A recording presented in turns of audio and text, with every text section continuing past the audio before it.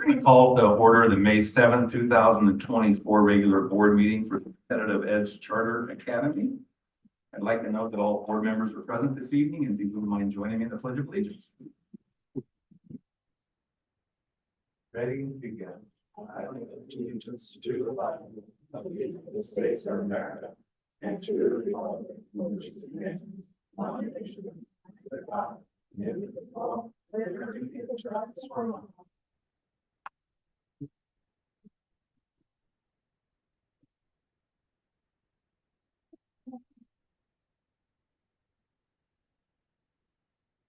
Okay, we're going to go into 1.04. Do I have a motion to approve the agenda as presented?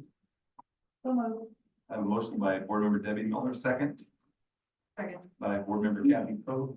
Any questions? All those in favor say aye. Aye. Chair votes aye, passes unanimously. We do have one public comment for CECA, and that is Miss Kathy Crane. Welcome, Kathy.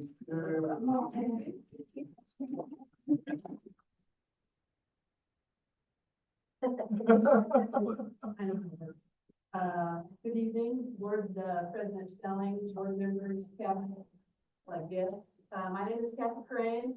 I'm currently the president. All right, I have a teacher voice if you need that. Okay. No. All right, sorry. I'm currently the president of the Yucaipa Mesa Educational Enrichment Foundation, YC, because it's a mouthful. And our job, the way we see it, is to provide funds for grants for teachers to supplement some of their dreams in the classroom. Most of you know that one of our founding members, Jack Brennan, passed away unexpectedly in January. Jack was one of the original founding members of the group. He was also our best fundraiser.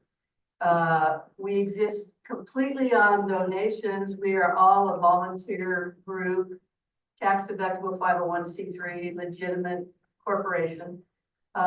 So little commercial, if any of you have not donated in honor of Jack's memory, we would love for you to make a donation to us in his name.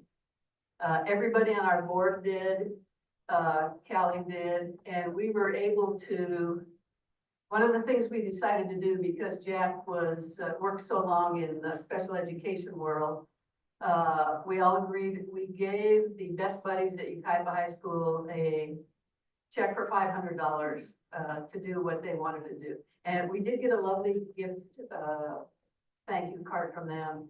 A lot of glitter, I'll just say that. So I didn't bring it tonight because somebody would definitely be back on me. But anyway, please consider that if you want to make a tax deductible donation in Jack's honor. We would really appreciate it. Now, this year, we had 8 applications, which is up from where we have been, which is good news. And we funded 7 out of the 8. One of them, it turned out that the application could be covered by some special funds at that particular site. So we thank you, Jamie, for corroborating that. So we have one grantee from CECA, who is not here tonight because she's, is she here now? She got out the boat? Oh, Sarah Gray. Aren't you visit Catalina? I opted not to go. Oh, I hope I'm not the reason for that. Science class, that's important. Sarah actually applied for 2 grants and we're going to fund both of those projects for next year. One is for Destination Imagination and one for their musical Annie next year. So I don't know how many of you got to see this year's performance. I knew Callie saw it. And so we'll be looking forward to that next. I'll let you talk a little bit about that also. Sorry I missed your trip. No, thank you very much. Yeah, so two after-school enrichments. Destination Imagination is student-led, innovative problem-solving We even have some parents of students in the room. But it's just such a neat opportunity for the students to work together as a team. They have 7 challenges to choose between. They use all sorts of elements of STEAM education. And so that's destination, imagination, and then musical theater, like you mentioned, is also an after-school enrichment. And being an international baccalaureate school, we have 10 learner profiles that we invite our students, we give them opportunities to try out all these learner profiles, and I continually shout this. Musical theater, I promise you, covers all 10 of them. These students have to be principled in learning their lines, reflective in how they're going to convey their emotions on stage, but most of all, they're risk takers when they step onto that stage. And so I just want to say thank you for the grants. I'm honored to receive them, as well as I'm honored to oversee these after-school enrichments. Well, congratulations.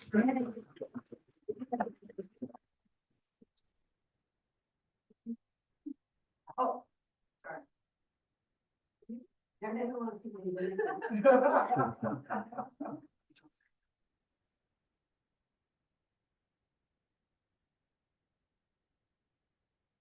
Thank you. Linda Putnam is in charge of our public relations. Linda Devon, a board member, both happily retired from this district. If you want to, again, if you want to donate, give Callie the check. She will get it to me.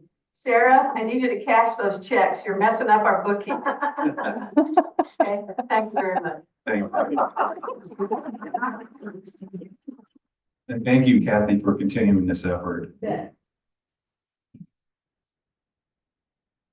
Okay, now we're moving on to item 3.01, advisory committee report. Mr. Meeks. That's right then. Before I speak as an advisory, I have to put a push also for the Beauty and the Beast. It was absolutely incredible, but I think what made it really special too was that Superintendent Kelly Binks and drama of all drama, Linda Devon, to the musical. It was wonderful to see these young kids singing and acting, and I was very impressed. Anyway, I had to share that. At this month's meeting, we talked about a number of topics. Mr. Mead shared the update going to the YCJUSD board for approval based on the new state requirement stating that TK students previously required to re-enter the lottery, the public lottery process, will now matriculate into kindergarten without the use of an additional public lottery. We also looked at our current chronic absentee data that has us down 4%. So we're excited to have our numbers going down, and that's great. We talked about our award recipients for the upcoming Masons Award ceremony. That happens to be one of my favorite awards that I would give when I was a counselor, because it's kind of an all-around student. We reviewed the 24-25 field trip forms for families and the summer work documents for the summer of 2024 that go home with students on the last day of school. You know, it helps them to continue learning so they don't just come back in August, just cold turkey, you know. Anyway, and so we talked about their teacher assignments for next year, with their teacher assignments for next year. With Summer Jumpstart approaching, we went over the numbers so far and what teachers are doing to motivate families to send their students. And finally, we talked about the new date, May 17th, for the Relay for Life event. Our last date ended with rain, and it was a rain out, but we were excited about our new date coming up on the 17th. Okay. Thank you, Ms. Reitman. Any questions? No? Okay. Thank you. Anything else, John? No. Okay. All right, now we're moving on to our discussion action session 4.01. This is the charter policy amendment, and I believe this is what Ms. Reitman just referred to as the no longer requiring a TK to participate in the lottery to go to a school where they're already enrolled, basically. So do I have a motion for approval of this item? I'll move to approve that. A motion by board member Bob Miller. Is there a second? Second by board member Kathy Coe. Any questions, comments? Okay, hearing none. All those in favor say aye. Aye. Chair votes aye. It passes unanimously. Now we're going on to the consent calendar. I have a motion to approve the consent calendar as presented. Move approval. A motion by board member Bannister. Is there a second?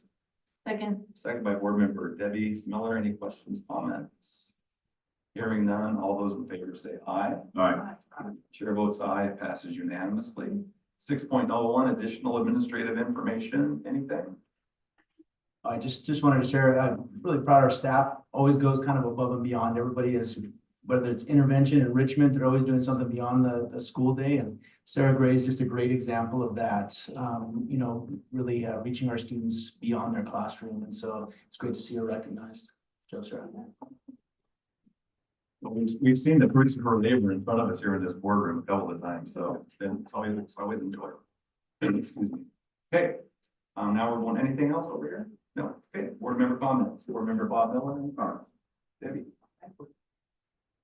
We recognized our retirees tonight, and I want to give a recognition tonight of someone that I know at CECA, Melinda Price. She was my daughter's kindergarten teacher. She stepped in when another teacher was off on maternity leave, and I think she was just starting.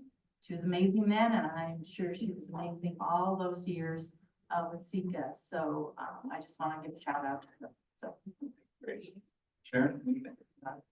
Yeah. Okay. Thanks everybody for coming. We are adjourned.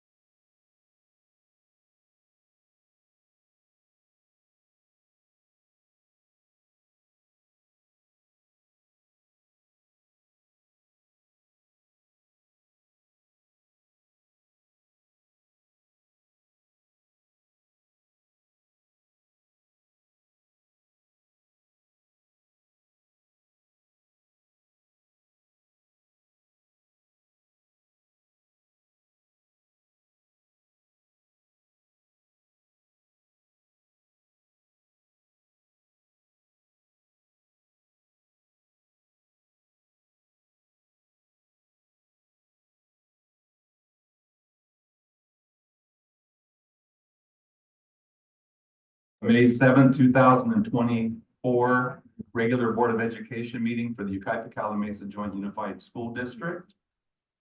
I will note that all board members are present this evening, and I'd ask that you join us in the Pledge of Allegiance, please. Ready, begin.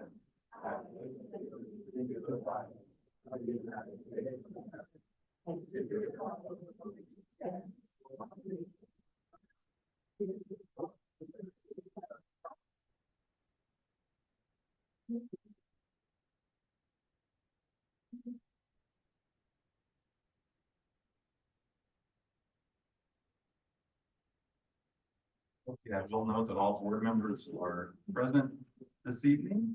Are there any changes to the agenda as it's been presented to us? No, not this evening, thank you. Okay. 3.04 is approval of the agenda. Do I have a motion to approve the agenda as presented? So moved. I have a motion by board member Debbie Miller. Is there a second?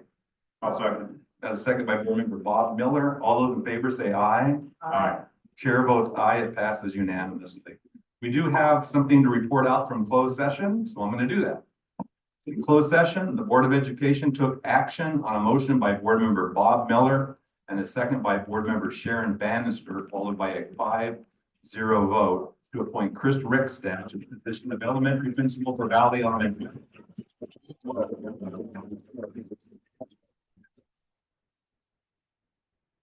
Want to come on up, Chris, and say a few words for us? Congratulations.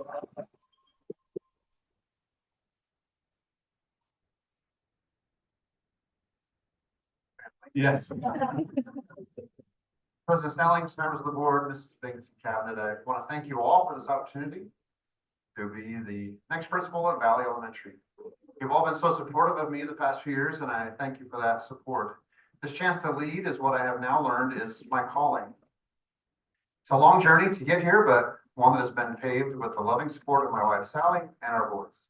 A husband and father couldn't be more proud of this group, and their encouragement to take on this new role instead of staying in the classroom is important to note. I also want to thank Kathy Miller, my mentor and friend, who has taught me how to lead these past 8 years. You learn by doing, and Kathy was always willing to share her thoughts and give me many opportunities to lead. Thank you.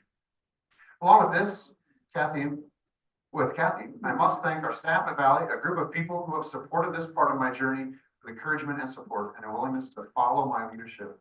We're going to continue to do amazing things at Valley, and we'll do it all together. Thank you very much. Thank you, Chris. Do you have some family members here that you'd like to introduce? Sure. My wife, Sally, is right here, next to Kathy. Hello. And then I said to the boys, but the boys also have significant others now too. So on the far end is Jesse, our youngest, Jesse Amnesty, graduate of Yucaipa High School. And then next to him is Kylie. Next to her is my son, JP. You better get these names right. Try not to make you think that Jesse and Kylie were married, but it's Kylie and JP, both graduates of Yucaipa High, of course. And then Carrie Bayumo, who is Jeremiah's fiance. And Jeremiah is also a graduate of Yucaipa High School. Carrie is a school psychologist intern in the district right now. So Okay. We're super thankful for all of them. And somewhere on the coast of New Jersey, Jonathan, our son, is online watching, I believe, also is the hope. So thank you very much, everyone. I appreciate it. Congratulations, Chris. Thank you.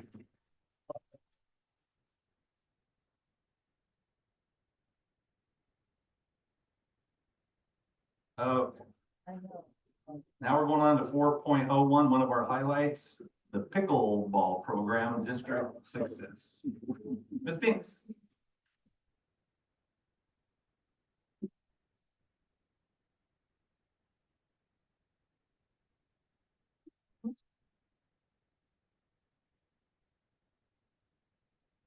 Thank you very much, President Snellings. I'd like to ask the board to come forward. Really excited to talk about pickleball. It's sad to admit I'm probably the only one in the room who hasn't played pickleball yet. Someday. So I wanted to ask the pickleball friends that are here, if you could all kind of move forward, and the president of the pickleball association is Patty Ingram. So Patty, you've been here before, but not for pickleball, so come on up. Come on, come on. Oh, I see. This is exciting. This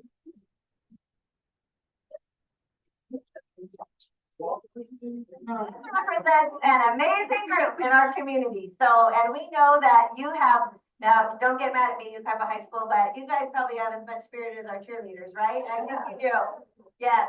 So we want to spend some time talking about pickleball, and I wouldn't be able to do that without Mr. Rexdad. We're going to sneak up and Mrs. Miller, because we're going to do this a little backwards.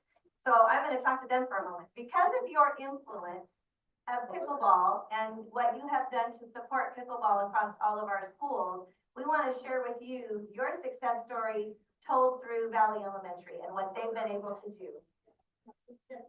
So thank you, and I appreciate you, and this is great news here, and it's just an overwhelming evening. But, Ted Ingram, not too long ago, you introduced pickleball to the schools in the area.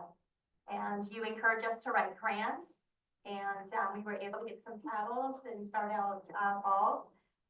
Coach Fight, Coach Miller are not here this evening. Do you want to tell them why they're not here this evening? They're involved in, well, we had 3 different tournaments. Thank you for encouraging us to do that. A 66 team March Madness doubles of staff members and students. And so that tournament is over and I didn't win. I'm so sorry.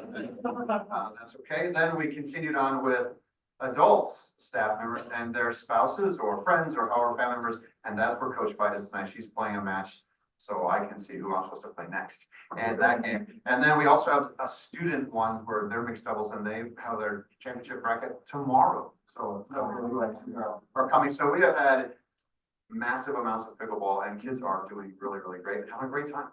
And because of Coach Miller and Coach Fight, we were able to do some additional fundraising, and we talk about having it taking place during the school day. But our teachers, our staff members, our parents, we encourage to do some of the events after school. And oh my goodness, if you want to get parents involved and you want to fundraise, call us up because we can tell you how to support a whole pickleball program. I think we have a total of about 7, 8 nets, and every recess is spent playing pickleball. And I hate to say this, but you know, board member Bob, we didn't do too well. And well, we actually lost what, 19-21. But I'd never played a sport where I had to pick up my feet. So I think it was because of me. But congratulations to you. And please know how much we appreciate you. And I'm telling you that we have really taken the bull by the horn. And it's because of what you encourage us to do. Thank you. We appreciate you.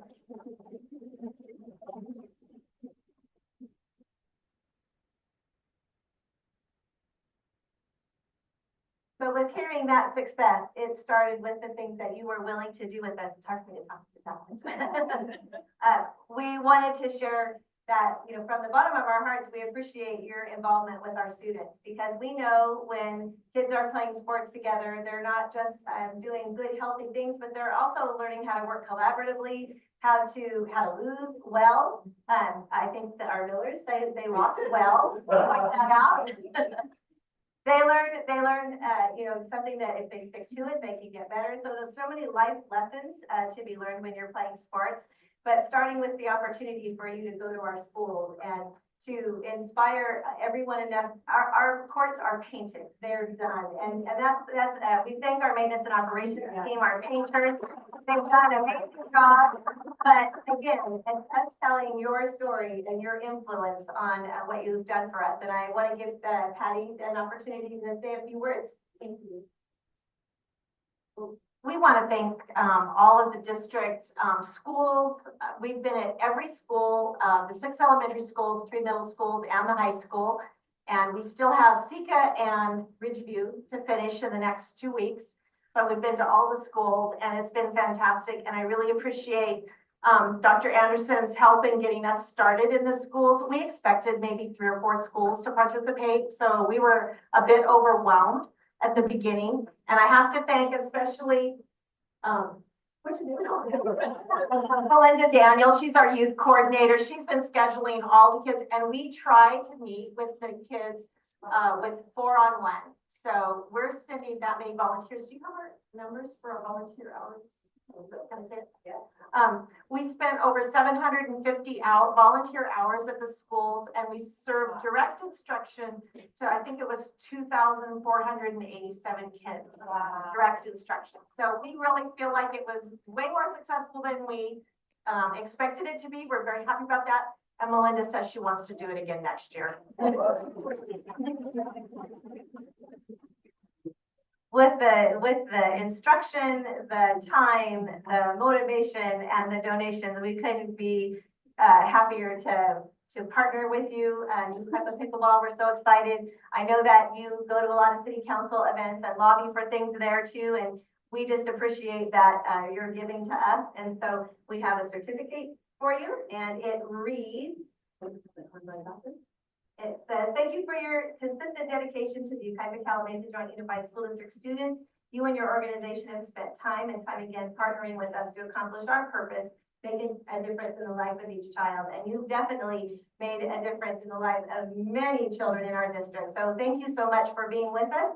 And we'd like to take a picture of you right up here. Everybody.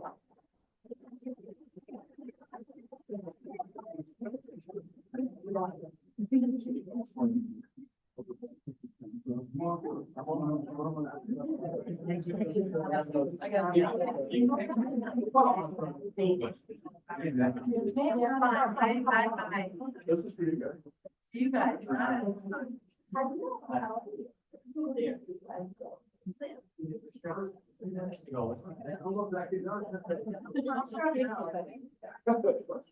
take it. All right. 1, 2, 3.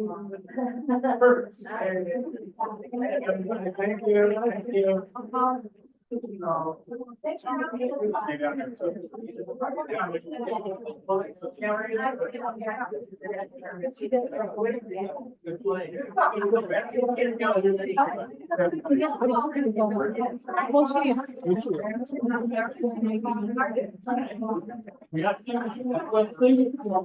You do now? I know.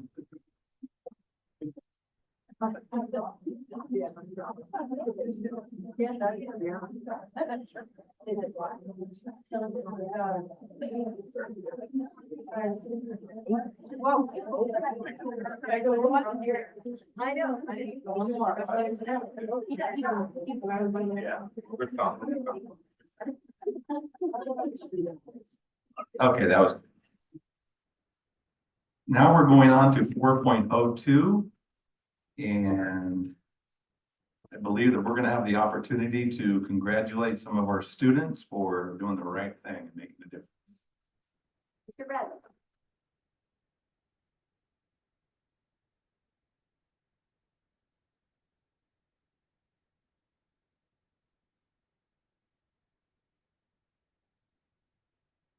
Hi, good evening, President Snellings, members of the board, Superintendent Biggs, members of cabinet. I am super excited to introduce these next 5 students to you who really demonstrate that it's not just our employees, it's not just our teachers, it's not just our classified staff that strive to make a difference in the life of each child, but our students even embody that, our purpose statement. So I'm going to read a short readout here, and then I'll have the students come up so they can be recognized and take a picture with the board. Boys, if you're out there, you can start working your way to the front over here.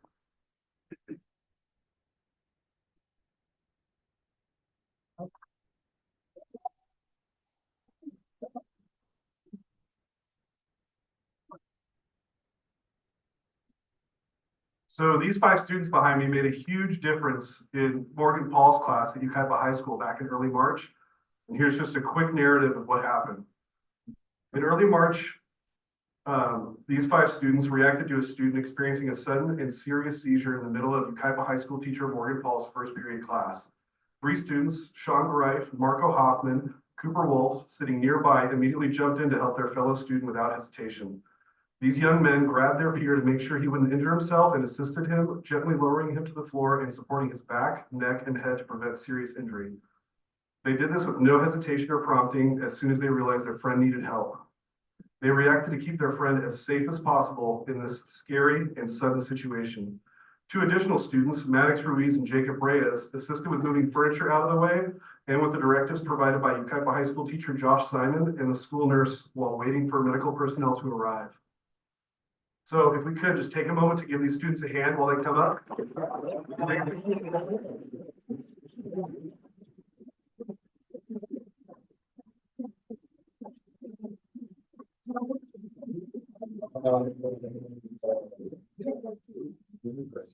Boys, do you guys want to come up here real quick and introduce yourselves?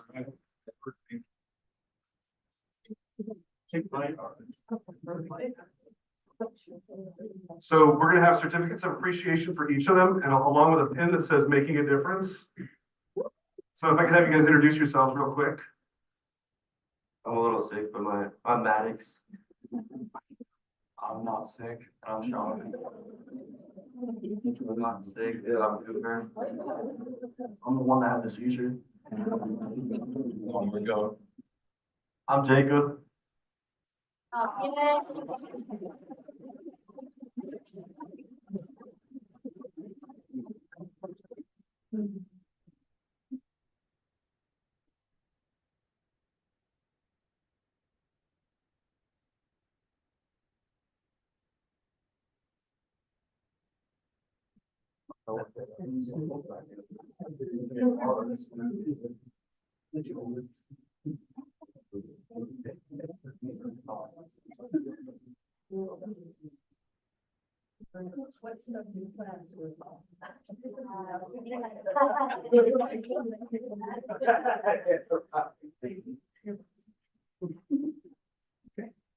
All right, if I could get eyes forward.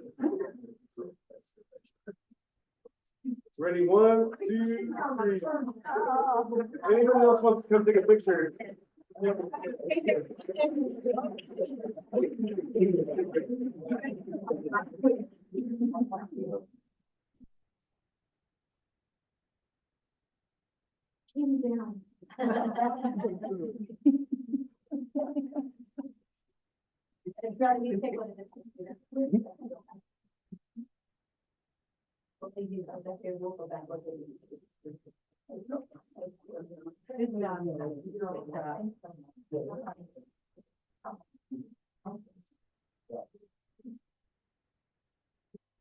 All right, one last picture then.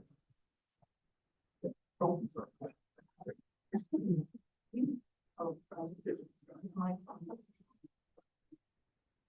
right, ready, 1, 2, 3. All right, thanks, guys. Very good.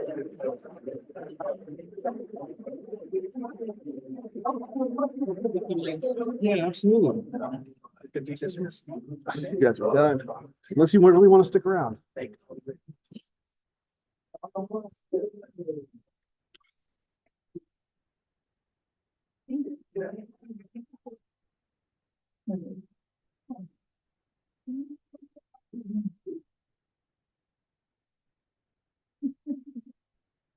Thanks, guys, for doing that. And parents, if you were here, we're proud of your kids and you should be proud of them as well. So they're came to support another student in need.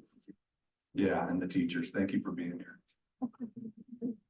Now we're going to move on to 4.03. This is Yucaipa Mesa Educational Enrichment Foundation Teacher Grant Awards. And I believe that Kathy Crane's going to be coming up. Hello, Miss Crane. Sally, how are you? Good, thank you. Thanks for having us. President Snellings, Board, Superintendent Banks, Cabinet. Thank you again for having us. My name is Kathy Crane. I'm the current president of Yucaipa Mesa Educational Enrichment Foundation, YCJUSD for short. And I have two of my colleagues with me. Linda Putnam is our public relations officer, and Linda Bond is one of our board members. Our entire board of directors are volunteers. We are a 501c3 charitable organization, and our job is to raise money for teacher grants. That's the fun part. Raising the money is a little more challenging, but we're working on it. Many of you know we lost one of our founding members unexpectedly in January, Mr. Jack Brennan, who had taught in the district for 40 years. We miss him terribly. I'm sure you all do too. He would be here, you know, every board meeting he was here. Anyway, he knew a lot of people and he helped us raise a lot of money, and we are going to miss him in general, but we're really going to miss Dad also.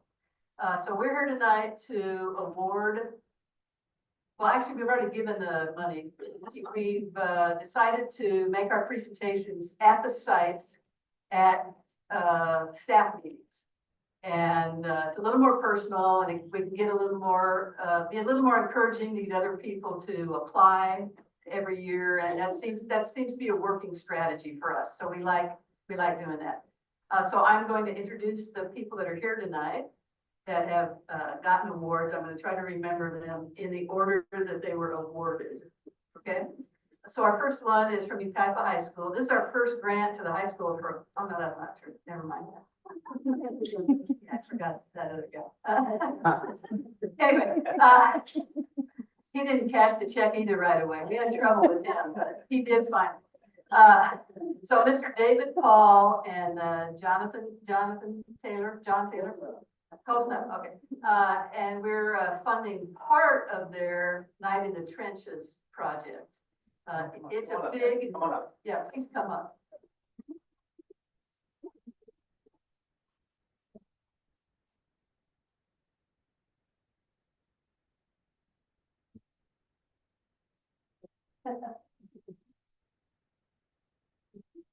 Oh, well, Night in the Trenches. It's a wonderful activity that takes the students out of the classroom and puts them right in the middle of the worst decision they've ever made. It is definitely with a lot of gratitude. Thank you so much for that. And the help out, we are always spending our entire year fundraising and putting it all together for the idea of creating an opportunity. Mr. Taylor will say a reward from time to time, but an opportunity for them to see what decisions can end up, causing. Because the men and women who are, in this case, the boys and girls fighting in the trenches, they made that decision. But as we know more, the soldiers who fight it don't always make that decision, and they have to carry out the first execution of those actions. And so it is a memorial more than anything else to remember those who have served, both willingly and unwillingly, in the defense of their nation and for their ideas. So we always want to carry that idea and the gravity of that. All right, thank you, sir. So as we started this event, it's been 10 years now ago since we originally took the idea to Shaq Kirkland, who was our principal at the time, and he was daring enough and crazy enough to give us the opportunity to do it. And since then, it's taken on a life of its own. We have over 200 kids from the high school come out every year to participate in this event. And the great payoff for us, it's a really a labor of love for us, is to see the leadership that emerges amongst the students, the initiative that they show during the event, and the perseverance, because we really do try to subject them to some pretty stressful situations to the greatest extent that we can, keeping them up all night in the process, giving them terrible food and trying to simulate as close as we can what these soldiers in World War I would have experienced. So that's the great payoff for us.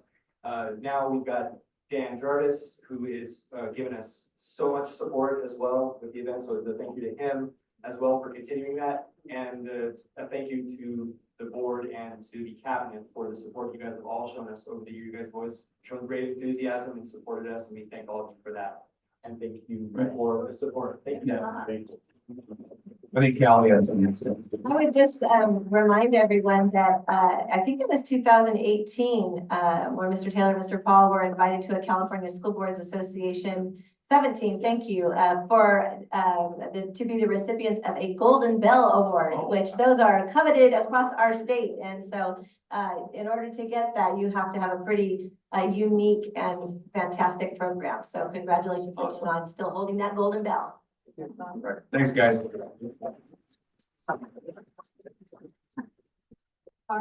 next recipient, I don't know if she's here. I thought she said she would be here. Beth Hecker Martinez from Early Childhood. Thanks, she's here. And I know nothing about early childhood teaching, so I will let you explain what she's Oh, I didn't know. Briefly, just Very quickly, we did a tryout checkout cabinet. It's already in place, all the stuff's bought, and all the teachers are already checking out stuff to use with the kids. It's a bunch of different sensory things that we can try out, because we don't necessarily know what they'll need yet, and then we can let the elementary schools know when they go there. Awesome. Yeah, she was first one to cash the check. Yeah. And I believe that. she bought it and sent us a picture of everything organized in her cabinet. I like that style. So thanks. Okay, Bill Zanoni from Chapman Heights. I don't think he's here. He's got a lot going on. Anyway, we're still continuing to support the robotics program. And they're doing a great job, and we're going to continue to, as long as they apply, we will meet their needs yearly. We'll see. And where did I go next? Shel Dawson and Karen Taylor from Dunlap. They are.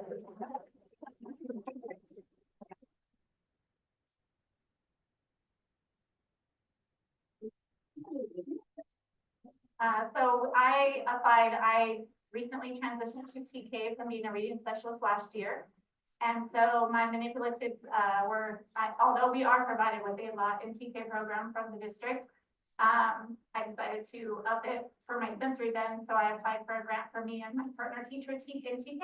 And so I have cashed the check, and I bought part of our manipulatives and our sensory bends for our kids to play with and work with and do those things for next year. So thank you. Thank you very much.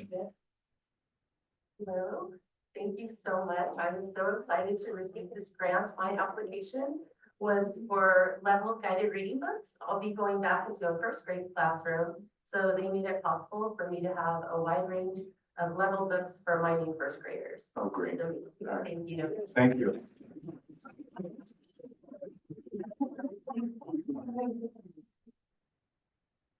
Okay, so those are our recipients this year. We appreciate you giving us the opportunity to publicly acknowledge them. We will continue our work raising money for next year. So again, if you want to donate in Jack's name, give Callie a check and I will get it from her. And anybody else that wants to donate to YC, several of you donate through payroll deduction. Jim, thank you. Callie, thank you. I'm going to call you out because we appreciate it. Kathy Miller, thank you. So you're off the hook for that. For that. Thank you very much. Kathy, thank you very much to you and your board of directors for supporting our school and our teachers, our kids. Okay, now we're moving on to recognition, and we're gonna start with our classified school employee of the year nominees. I can invite the board to come up and join us up here in front of the dais for a moment. And while they're coming to the front, just wanted to thank those in the audience and those who are here today to recognize and be a part of this celebration. Tonight is a night of lots of separate celebrations. In fact, this particular one talks about our most accomplished classified school employees.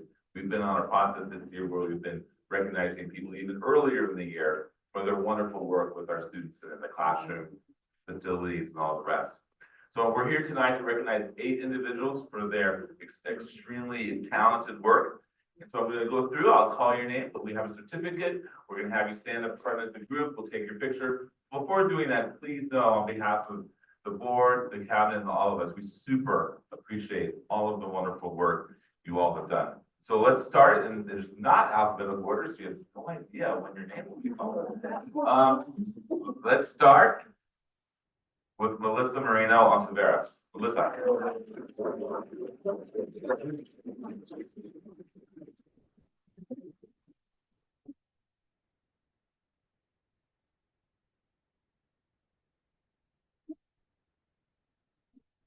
Melissa works in educational services. She's a violence liaison clerk. She does so much work with our families and students and with a district impact. She is amazing. She's a world traveler. You have to talk with her. She's brilliant. All right. Student attendance, Kaiba High School, Terry Maxwell. Did you return for us?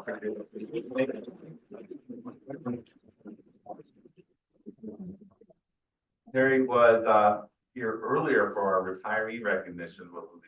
That part. She wasn't sure if she could come back. Congratulations, Terry, High School. All right, this woman is a dynamo at Parkview Middle School. She's one of the secretaries there. If you need something done, you call Mar or Marlene Sandoval. Come on down.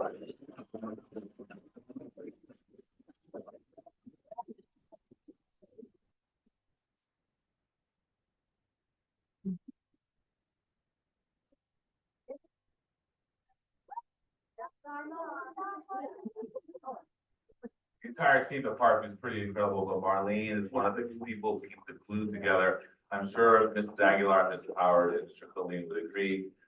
She's an integral part of the team. Happy to recognize her. Kind of continuing that thing. From Chapman Heights Elementary School, formerly of Dunlap, so if you feel like you're involved in and you have some rights, maybe you do. Let's invite up Frances Mendez.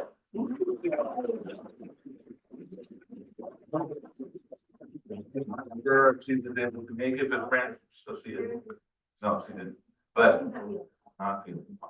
Frances is an amazing presence in the office at Chapman Heights as well. And if you've ever walked into their lobby, she's one of the first persons along with Terry Massaro who greets you and connects you with what you need to do. So that's amazing. All right, moving right along. Competitive Edge Charter Academy, custodian extraordinaire, Arthur Hernandez. I don't think Arthur's here.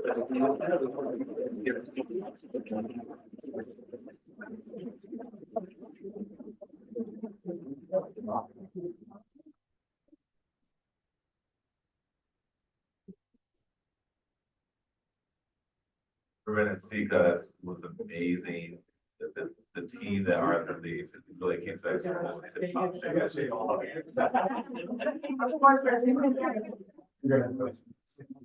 right. From Wildwood Elementary School, an amazing hot. She stepped up here for a second and she's now right over there. Let's invite up Donnie Napstar.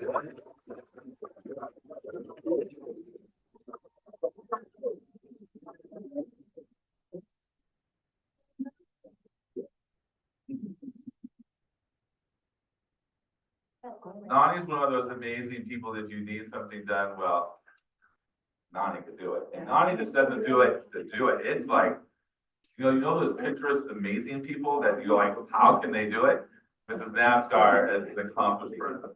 She's an entrepreneur, she's great with students. I see Mrs. Talman check in the back that works with Mrs. Napstar. Amazing team of Wild. All right. Valley's had some good news tonight, and let's invite up Sandra Estacio.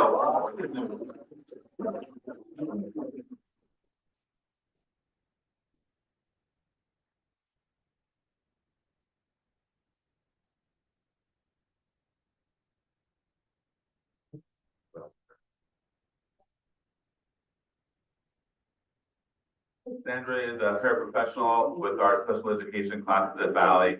Those students always need TLC, but Sandra is beyond just that. You see her in the front, you see her directing the traffic, you see her telling Mrs. Miller what needs to happen, and Mrs. Miller listens. Mrs. Estacio is really good at what she does. All that. All right, and then we also have, I'm not sure if Mrs. Harshahausen was able to make it, but Lydia Harshahausen, Calamasa, there she is.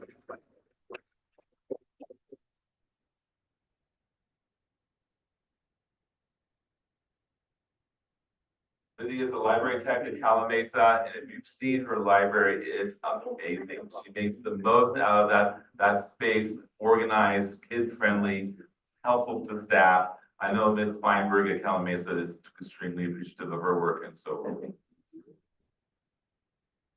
So if we can give a round of applause for everybody. And then, Mr. Bradley, if you guys can take a picture that way, Mr. Bradley's gonna take a group shot. Go ahead and squeeze into the border on Facebook. If you want to come up, if any of you are out in the audience, please join, take your Kodak moment now, please feel free.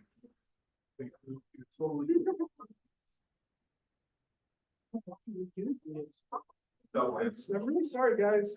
Just do my job. 1, 2, 3. Okay, you guys. Sorry. 1, 1, 2, 3.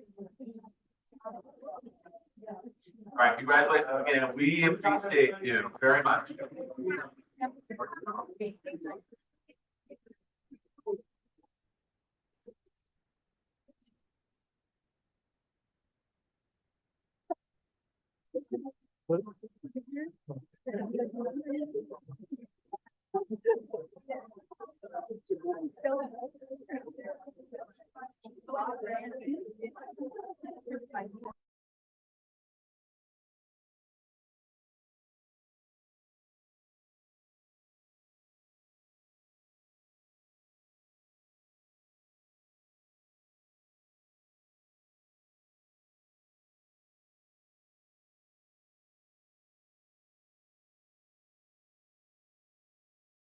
Board member Anna Eagle. Come join us. Except for me. Lexi.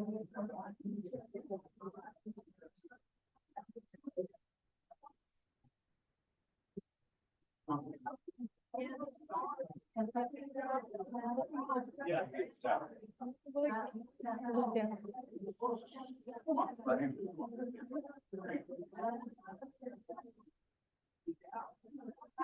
You guys not getting fast.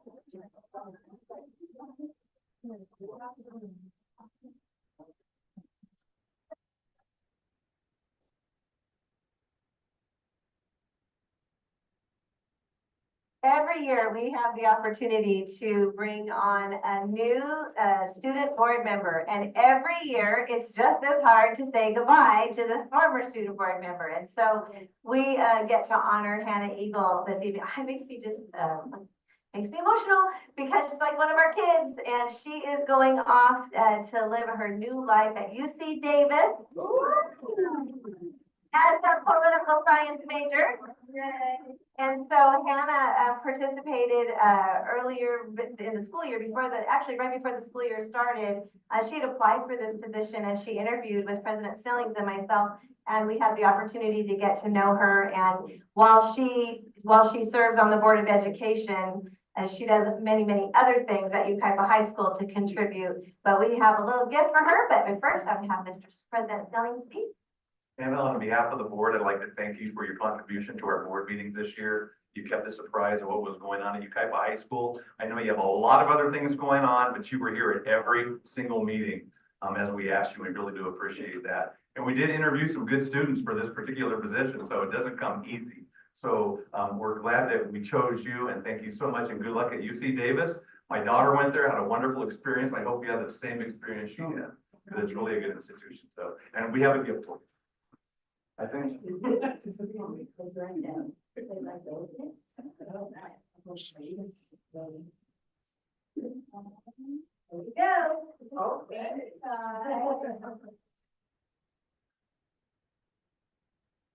would just like to say thank you to you guys for choosing me to be student board member. It's really been a great opportunity. I've learned a lot of things throughout it. I think I'll carry the lessons I've learned here with me throughout the rest of my life. And I want to say thank you to all the rest of you too, because it is kind of intimidating sometimes to get on the microphone and speak in front of a bunch of adults, but every single one of you has always made me feel very welcomed here. So thank all of you guys.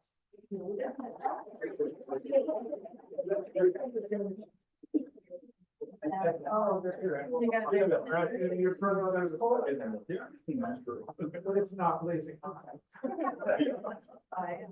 So you can just that way. That's. Ready, 1, 2, 3. All right.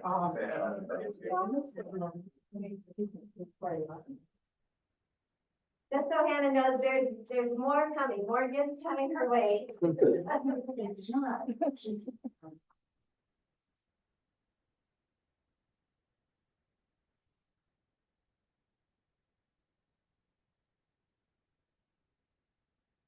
Now we're going on to public comment. We have a couple of requests tonight. And I'll remind you, if it's a non-agenda item, you have 3 minutes to give your presentation. An agenda item is 5 minutes. And I'm going to call up Tom Heron. Hi, Tom. Come on up.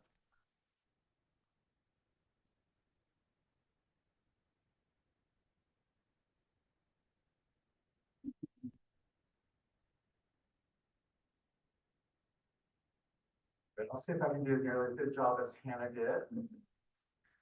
Good evening, President Snelling, Superintendent Binks, Board of Education, Cabinet, and a special good evening and thank you to Ms. Hannah Siegel for serving as our student trustee for this year.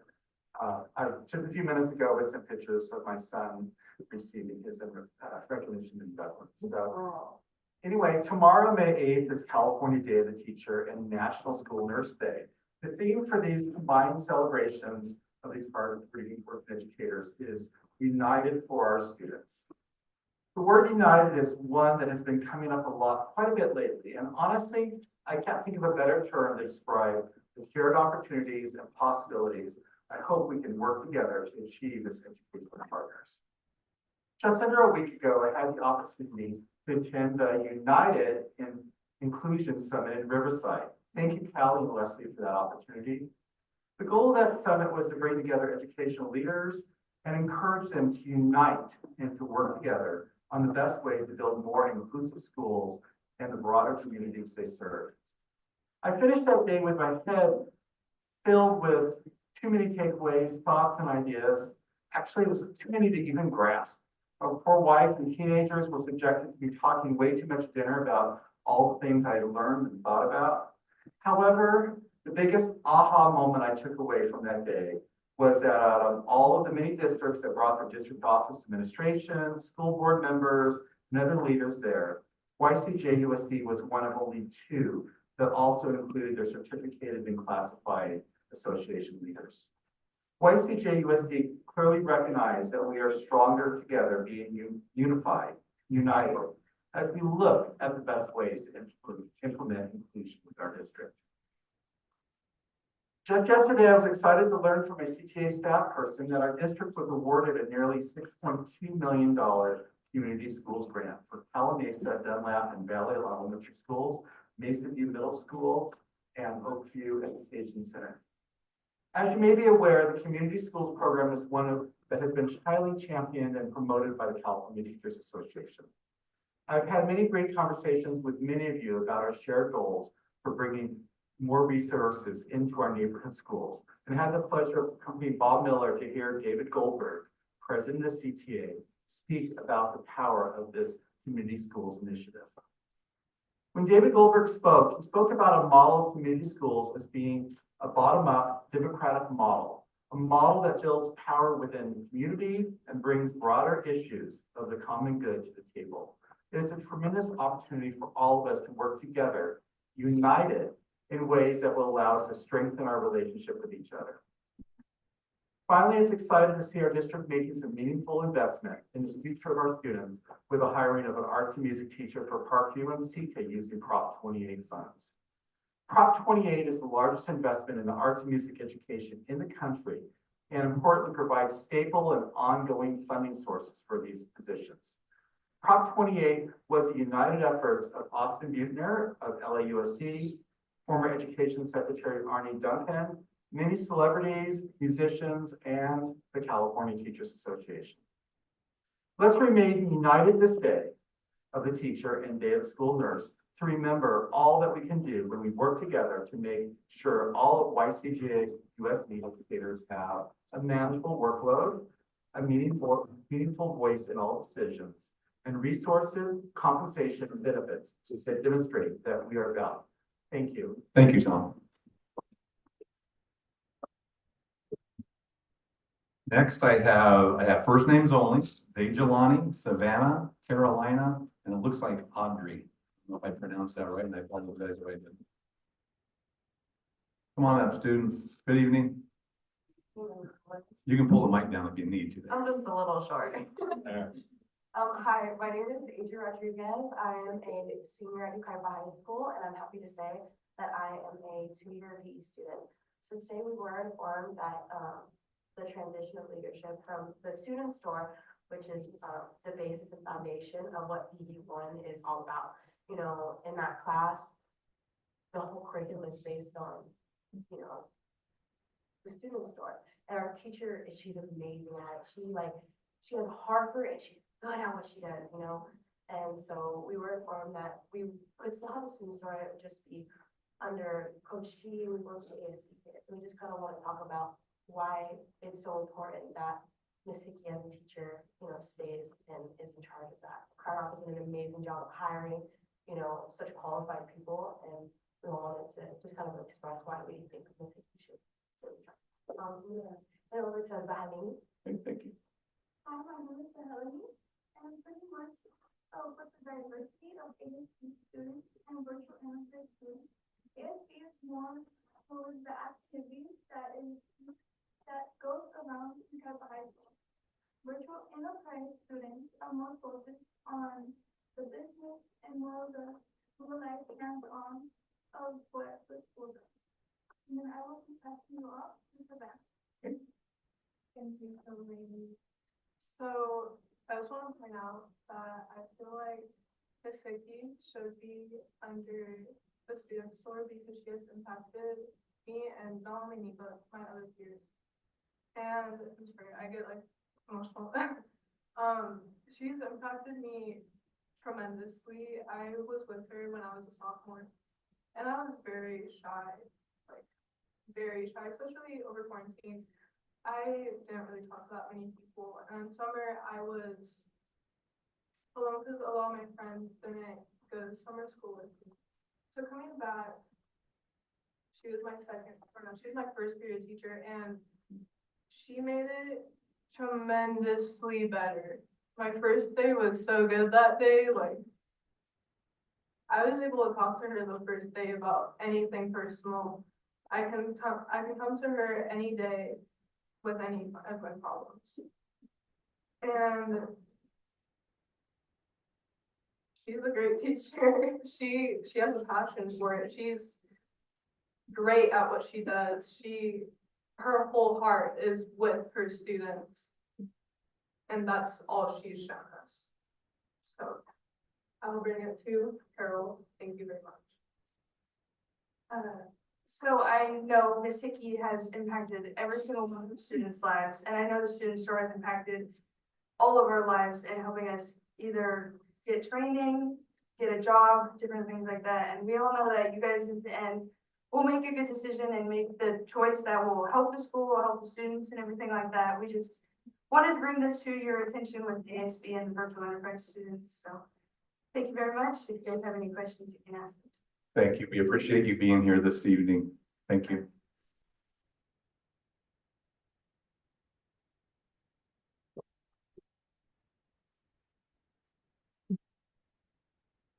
Okay, 8.01 is our, ironically enough, our Colton Residence Yucaipa ROP report.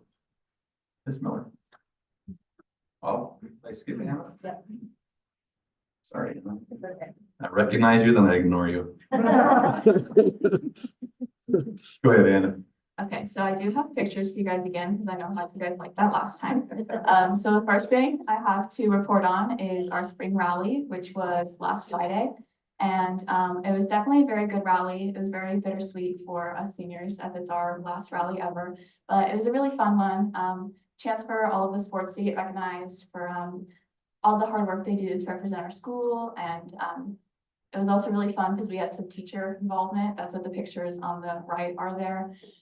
We had teachers playing the games. It was really fun. It was a good one. And then just the other thing is that we got to choose our senior speaker for graduation this year. And we decided to ask Mrs. Calbreth. We think that she'll do a really good job with it. And it's kind of special because she's leaving too. It was really sweet. And that's it. Okay. All right. Thank you very much. Now we'll move on to the prior op report. Ms. Miller. Just a few things here in our district going on with prior op. The Yucaipa High School Career Center hosted mock interviews with 533 students participating with 46 employers. I just think that's so amazing. It's such a good opportunity for the students to really understand how interviews work and how you need to present yourself. And I appreciate all those 46 employers also coming out. So they're always looking for somebody. If you're interested in volunteering for that, that's something they're always looking for those mock interviews. And then also the criminal justice pathway students at Yucaipa High School they toured San Bernardino County Sheriff's Aviation Search and Rescue Program at San Bernardino International Airport. So that's a really cool program too. And then just a reminder that this year, again, we're having the Evening of Excellence, Wednesday, May 15th. This year, it's at Valley College. And they showcase students and scholarships are given out, and it's just an amazing evening to showcase what Pride Rock's all about. All right. Thank you very much, Debbie. It's good. Okay, now we're moving into our discussion and action session. And we're going to begin with Dr. Bremen, Business Services related to the Energy Conservation Program, something we've been involved in for a few months here. So, Dr. Bremen. Thank you, President Stallings, members of the board, Mrs. Bates. Thank you for the opportunity to share information on our energy conservation program. I'm just going to give you a little background. We did start this project back in February of 2023. So we went through a competitive process to select Energy Services US as our energy conservation program company. We had an RFP and the board selected it on February 21st. Since that time, we've had 2 board workshops as well as a board meeting to decide on what projects we wanted to look at. We were given many options, working with our maintenance department and our facilities director, we narrowed it down. So tonight, we're here to talk a little bit about the final proposal, not only a board hearing, but also we'd ask for an approval for the project. But just let me give you a couple reminders. So this was all brought to our attention and we started getting interested in this is because Yucaipa is prime for energy savings. So we're a district that does not have LED lighting. We're a district that does not have solar. We're a district that we need to look at our central plant at Yucaipa High School. And because we have not had any of those energy savings measures in the past, there is definitely energy savings. So as a reminder, this project would pay for itself, not only pay for itself, but there will be a savings to the general fund annually. And we'll talk about that in a minute. But that just overall, as we go down this path, just a reminder, and you can see the projections here is very small. But for example, the annual electric bill at Yucaipa High School is over $600,000. And after the project's complete, the annual electric bill at Yucaipa High School will be under $100,000. So that's the kind of savings we're talking about for YCJUSD. Next slide. So if you remember, the board selected certain projects. We looked at savings. So we're talking about interior and exterior lighting, LED lighting across the district. The sports lighting at Yucaipa High School, redoing that lighting, 12 solar arrays at different school sites. The main HVAC upgrade would be the central plant. So the I building, the administration building, has huge air conditioning units on top, air conditioning and heating units on top. And so replacing those are original to the school, and then also some transformer replacements. So that's what we decided on. So next slide. So just to mention, the big air handlers in the I building, the 45-ton units. And so if you think about the energy efficiencies when that building was built 40 or 50 years ago and where we are today, it's night and day. The units we're putting in at Yucaipa High School's gymnasium will be a fraction of the energy used that are on the I building. So that's really potential savings along with building A and E, C, D, and F at the high school. And then central plant. So this has to do with our heating units. And so this is just a revamp of basically the entire upper campus at Yucaipa High School and energy savings measures there. Next slide. So I know we've talked about this, but along with the, if we go with this program, once everything's in place, this is a guaranteed savings program. So when we vetted this with others, districts, our county office of education, some state level officials, and I'll talk about a third party review, what NG proposes in our savings, if we don't have those savings in place, that Angie writes us a check for those savings. And so that was the recommendation, make sure you get guaranteed savings for the program. And so there's measurement verification that will be available to all of us to track our energy consumption for the buildings and projects that we're doing. Next slide. This is another picture of some of the things that we'll be able to see. The district office will have the availability to look at weekly performance graphs, yearly performance. We'll be able to monitor very closely when we get to that point. Also, if approved, there's a huge community outreach piece. So town hall questions and answers, they offer paid internships. So if the board does approve this measure, obviously we want to share with the community where we're going, what the savings are, and those types of things. So I know the board has seen the project list, and at the last board workshop, we did not have all the finances in order, and so we have that information now. But I just want to share a couple things that we've done since the board workshop, and then I'll ask our financial expert to come up. I mentioned that we talked to state level experts around energy management projects.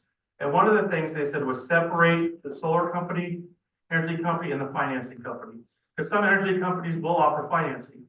We've done that. So we've gone with Fieldman for our financing and our energy projects separate. So it's not combined. The other thing was to make sure you get guaranteed savings. Not all energy companies offer guaranteed savings, and we've done that. We've checked with other districts the NGs work with. Marina Valley Unified School District, Banning, our neighbor here, has a project. The Ucaipa Valley Water District has a project. All reported great. The promises that NG has made have come through. And kind of our last, we wanted to verify, I'm not an energy expert. I'm not in the solar business. So it was recommended we go out to an independent third party to evaluate the contract and the energy savings. We consulted with EcoMotion, and I just want to read you their quick summary of the project. Overall, EcoMotion finds this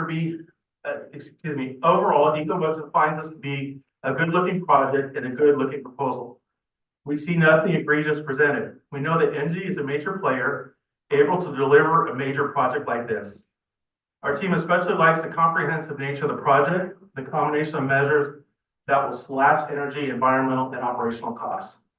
We see no reason to recommend against the district moving forward with this proposal. And that was from a third-party independent evaluation of the contract. So next I would like, and obviously this is a huge commitment. Rachel Chang from Fieldman is here to present information on financials of the project. So I'll give it over to Rachel. Thank you. Hi, Rachel, welcome. Thank you. Thank you for having me tonight. Thank you, Dr. Freeman. Rachel Chang here with Fieldman Rolap. We represent the district as your financial advisor. We're your fiduciary, we owe you fiduciary duty, and we're regulated by the Securities and Exchange Committee to make sure that we represent you in these financings, acting as the extension of staff. And as Dr. Freeman mentioned, we've been working on this since last November, the board workshop. A lot of team members under Dr. Freeman's leadership has been working in the background, and we understand that updates have been communicated back to the cabinet and the board. So I have a few slides to summarize specifically the financing. I'll start with the next slide here. Knowing that you've been provided a lot of those updates, in the interest of time, I will not redo all of the numbers on the slide, but just to start with the table on the left, you can see that the proposed financing to finance the energy conservation program discussed would be roughly $38 million. And the uses of these financings, the $38 million, are also listed here. On the right-hand side of the table shows you the financing assumptions. We're happy to report that these are proposed final numbers. We have outreach to different banks that participate in providing these type of financings, and we have selected the lowest interest rate while retaining a lot of the flexibility we want. I'll get into those flexibilities in a little bit, but I'll start with the first financing assumption, which is the interest rate. We've locked in that interest rate at 4.373% for a 20-year financing. And this interest rate is locked in through May 25th And we locked that in back in March. And that date is important is because as we all been following the financial news, we've seen the interest rates ramp up and they've been, we've seen some rally improving of the rates over the past few days, but then us locking in that rate was definitely beneficial to the district. The flexibility that I mentioned earlier are all associated with some of the prepayment provision. Prepayment provision is the provision, legal provision allowing you to pay down or refinance this particular financing in the future. So one of the things I'll highlight here is the IRA tax credit. So in working with the NG team, they've identified the potential to qualify for federal funding. So that amount is 5.2 million estimated. So we have negotiated with the bank, which is Bank of America, and this financing, allowing us to pay down this financing with the IRA funding when we receive it. At the same time, we're not structuring the financing repayment to count on that to arrive on a certain date. Again, allowing the utmost flexibility to the district, but also securing that potential savings. I'll move on to the next slide. Using this slide, we summarize the potential savings here, again, based on that 4.373% interest rate. And we first wanted to show the numbers based on what if we do not receive those $5.2 million IRA funding and what its impact may be on the financing. So I'll start with the chart here. The bars represent the cost of the energy conservation program, meaning the principal and interest repayment, as well as some of the annual program costs associated with them. The green line on the chart represents the projected savings. While we're not the experts when it comes to projecting utility costs and savings, we do rely on the savings provided by the team and verified by the third-party consultant. As you can see on this slide, I'll speak to the numbers in the boxes. What we have come to the conclusion is that based on the 4.373% interest rate, you can expect a total annual savings of roughly $3.8 million during the 20-year that we're repaying the debt, which is 2027 through 2044. That equates to an average of $208,000 per year. And then you will also anticipate a $30.2 million of savings after 2045 when the financings are paid off. If there are no questions, I'll move on to the last slide. And it's the same type of information, but just to show you what if we do receive that $5.2 million IRA funding. The plan will be that right now the projected timing is to receive that in 2026, and we would be using that to pay down the financing from the 30 million exactly with that 5.2 million of principal reduction. What that means is, as you can expect, your annual savings and overall savings would increase. And here are the numbers summarized on this slide, and I'll just highlight the average annual savings. It just increased to $651,000. So Rachel, if I could, I want to have a little bit more understanding about the IRA. What is the process for accessing those funds? Is it competitive? Is it something they're going to get for sure? Or tell us more about that. Because with the IRA makes a considerable amount more savings without the IRA, although both of them I think are beneficial.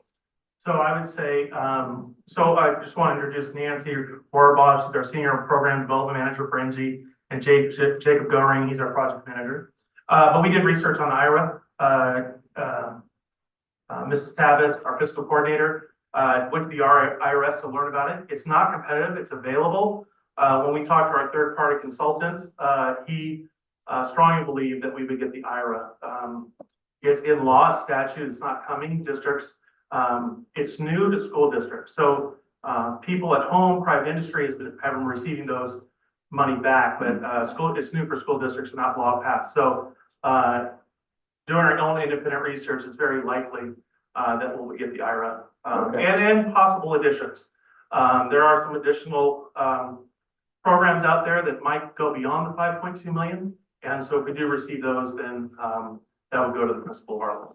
And then the contingency that's built in here, I think I saw, is it 2 million? Is that what I saw? That's correct. Is that for like change orders and those kinds of things? Is that what we're talking about? So it's a couple things. One is originally was 1.5 million. Yeah. So when you put in a project, sometimes you have to worry about path of travel, ADA things around school districts. So that 1.5 million is built in for those. We added $500,000 because one of the things we possibly have to do is add EV charging stations, possibly 45 EV charging stations at our schools. And so we added an additional $500,000 into this to cover the cost of those EV charging stations. All right. Okay. Questions? Board Member Bob Miller. I just want to follow up what President Snelling said. And I think we talked about this in the workshop about the 5.2 million, maybe. If I understood from the workshop, there wasn't any school districts that actually had received a tax credit of that nature, that had done a project of this nature that we were able to research, right? So if there is law for it, and we can apply for it, we just don't have any example of it. Yeah. Or if we do, great, we hear it, we want to. No, I didn't even nice to see you again. Good to see you. Nancy with Angie. Great question. So because it is fairly new for tax exempt entities, although it's been in existence, as Dr. Freeman said, for more than 17 years for non-tax exempt entities. Now that they've opened the door for the tax exempt entities, as of July 1st of this year, those school districts, those municipalities, those tax exempt entities, for example, like Chula Vista Elementary, we just finished a large solar project there. Anything that got that received permission to operate by the utility in 2023 is able to submit the paperwork as of July 1st of 2024. There is a pre-registration process, and you are allowed to pre-register to sign up for the pre-registration with receive a certain number with the IRS. And so a lot of districts have received that number. A lot of municipalities have received that number, but as of July 1st, then they can start the full registration process. And so that's why no districts have received it yet. Nothing's going to happen until July 1st. It's just the code. It's just,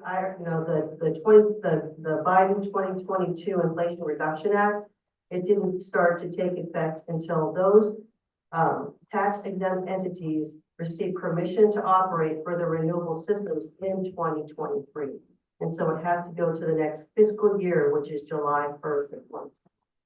I'm a little cautious about counting on that when we don't have any example of anybody getting, and I understand the timing of it, and things could change next election. But, for me, and I know we have to do a project. I mean, clearly we are behind other school districts in solar, and we have repairs that need to be made immediately. So, but that, throwing that number in there, we may get this, I mean, when we looked at it at the workshop, I just assumed, well, we're probably going to get that anyways. We're moving this debt on until 2044. July then, but we're moving that debt on down the road. But this is the way it's done. This is the way bonds are done. This is not uncommon. I just wanted to talk about that a little bit. I'm not against it. I think we're hoping on that, on the credit, but I don't know if it would really be there. To say we get a number to register it doesn't really give me confidence, ma'am, honestly. There's more information actually from the IRS. You want to go back? So I would thank you, Mr. Miller, for your comments, your questions. I completely understand where we're at, and we were at the board workshop nervous about that also. But once we got the financing rate of 4.373, and then even without the IRA, then it's still a savings in general fund. So that's where my team felt comfortable. Okay, thank you. Ms. Bannister. I was a history teacher. Was reminded of a proverb, Greek proverb. A society grows great when old men plant trees whose shade they know they shall never sit in. We'll get to sit in the shade of the solar panels, but we won't get to realize, this board will not realize the savings to the school district. But I think it's really good forward thinking that we take care of this now. Any other the questions? first kids on our Let's go. block maybe to get that agreement. I also Oh, wanted to sorry, say, okay. in my house, in my family, we purchased a heat pump. And they said, well, there's a rebate, but we couldn't get anybody to tell us what exactly the rebate was or exactly how we were gonna do it. And we went and got our taxes done, and she's like, oh yeah, here's form blah, blah, blah, blah. And we got a rebate, so Well, there you go. I trust them. There's hope. Ms. Coe. I just wanted to thank you for your intricate investigation of all the things and that it requires, and the fact that you sent one of your employees to IRS to figure out all of the intricacies there, because we just didn't know, and now we know. So I appreciate that investigation that your office has done with their help. But I wanted to say, I know this seems like a little bit risky, but like you said, it's the shade, right? But I just want to say thank you for all your hard work. Thank you for the information as far back from the public workshops that we've been doing now for quite some time. I just wanted to acknowledge your hard work. Thank you. Anything else? Okay. Just a bit, thank you for always making it easy for me to understand all of you. Thank you. Well, I'm personally excited about the work that's going to be done. I know there needs to be a lot of updating at Yucaipa High School, in particular, those big monstrous machines that are sitting on top of those buildings and probably driving our guys insane at some point. So, I mean, I know it's a lot more comprehensive than that, the project, but the fact that we will achieve savings regardless of the IRA, but I'm hoping, of course, that we can get that money, as Board Member Miller was speaking. And Rachel, thank you. I've always got a lot of confidence when you're up there and you do boil it down for us. And I've worked with you before, and so I just really appreciate that. So thanks. Okay. Yeah, okay. I think we're good. Thank you. Okay, the first order of business related to this is to have a hearing related to the adoption of this resolution for the solar program and energy conservation program. And I'll open the hearing at 7:42.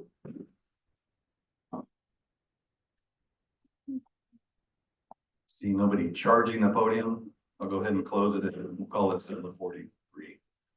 And then I would entertain a motion to approve the resolution as presented by Dr. Breeman. Move approval. I have a motion by Board Member Sharon Bannister. I'll second the item. Any more questions related to it? All those in favor say aye. Aye. Chair votes aye. It passes unanimously. Thank you very much. Looking forward to it. Okay.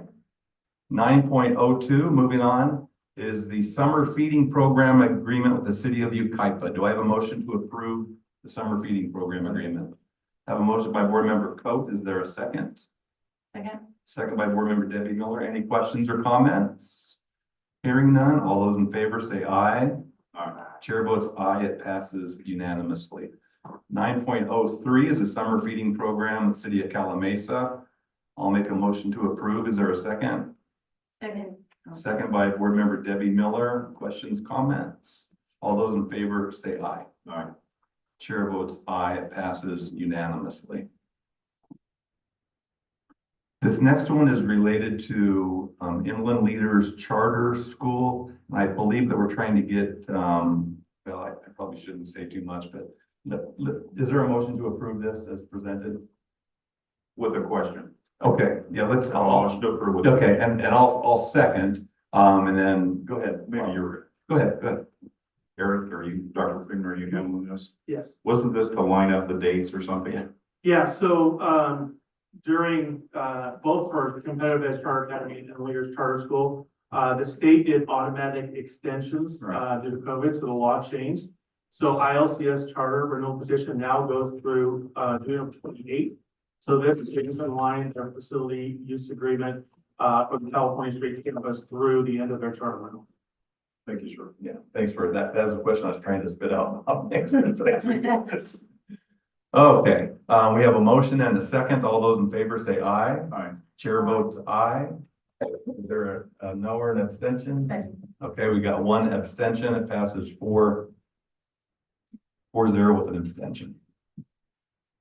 We're moving on now to 9.05. This is a geotechnical investigation at Calamasa and Dunlap Elementary Schools related to potential growth. Do I have a motion to approve? Yeah, I'm very excited to approve a motion that has something to do with potential growth. A motion by Board Member Bannister and a second by Board Member Coe. Are there any questions or comments related to this?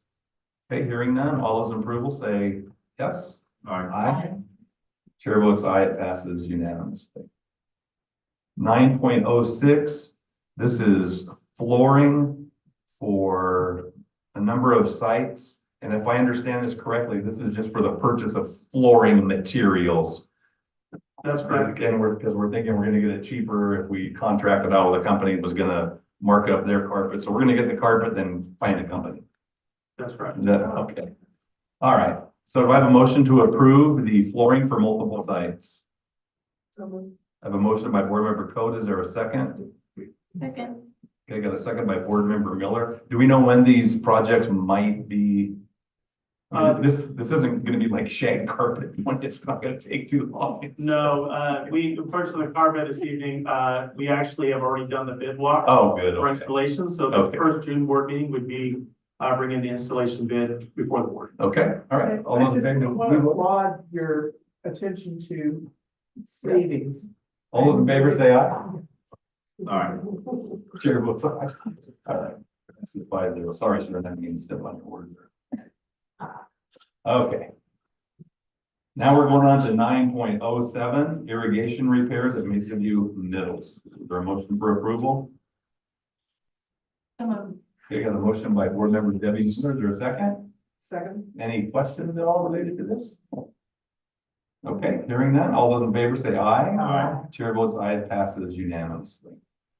9.08 is upgraded door locks at Yucaipa High School related to emergencies, I believe. Is there a motion to approve? Move approval. Thank you. I got a motion by Board Member Bannister. Have a second? Yes. Debbie, Second by Board Member Debbie Miller. Question. Okay, got a question? Go ahead.